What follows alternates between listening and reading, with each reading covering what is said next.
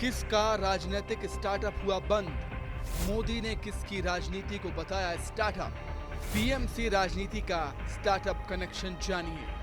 पिछले 10 सालों में भारत में बदलते स्टार्टअप की कई कहानियां आपने सुनी होंगी, लेकिन आज बात राजनीति के स्टार्टअप की सुनने में थोड़ा अजीब लगता है। लेकिन प्रधानमंत्री नरेंद्र मोदी ने आज राजनीति के स्टार्टअप से देश का परिचय करवा दिया। स्टार्टअप लॉन्च तो बहुत लोग करते हैं और पॉलिटिक्स में तो ज्यादा।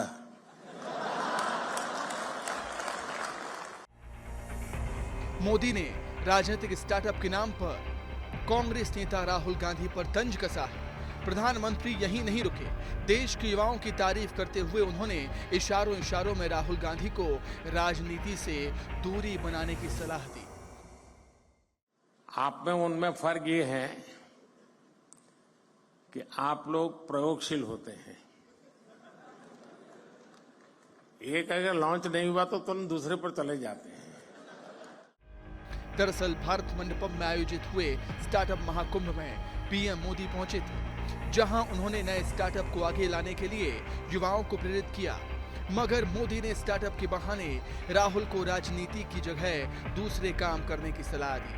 राहुल गांधी की राजनीति में लॉन्चिंग पर जलगांव महाराष्ट्र में गृह मंत्री अमित शाह ने बयानबाजी की थी। एक और मोदी जी चंद्रमा पर चंद्रयान लॉन्च कर रहे हैं, दूसरी ओर सोनिया जी 20वीं बार राहुल बाबा को लॉन्च करने का प्रयोग कर रही है। ये राहुल यान है ना, राहुल यान 19 बार लॉन्च हुआ मगर पहुंचा ही नहीं, 20वीं बार प्रयास चालू है। चुनावी मौसम में आपने राजनीतिक बयानबाजियां सुनी, लेकिन अब ये भी जान लीजिए कि मोदी का स्टार्टअप प्रोजेक्ट क्या है। मोदी के स्टार्टअप इंडिया को जानिए। 16 जनवरी 2016 को शुरू हुआ।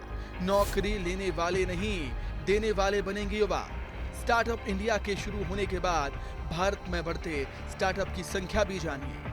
साल 2016 स्टार्टअप की संख्या 514, साल 2017 स्टार्टअप की संख्या 5420, साल 2018 स्टार्टअप की संख्या 8946, साल 2019 स्टार्टअप की संख्या 11683, साल 2020 स्टार्टअप की संख्या 14778, 2021 स्टार्टअप की संख्या 56000, साल 2022 स्टार्टअप की संख्या 82000 और साल 2023 स्टार्टअप की संख्या 1,17,254।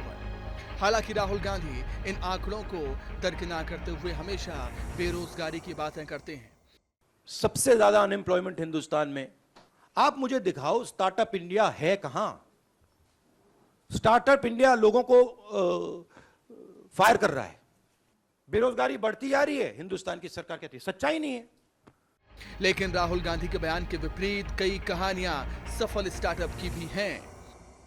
2016 में जब स्टार्टअप इंडिया स्टैंडअप इंडिया आया था, हमने अपनी कंपनी स्टार्ट करी थी सर। बोट तो जब हमने स्टार्ट करी थी तो लोग बोलते थे कि ये क्या कर लेंगे, ऐसा छोटा सा ब्रांड है, कुछ नहीं कर पाएंगे।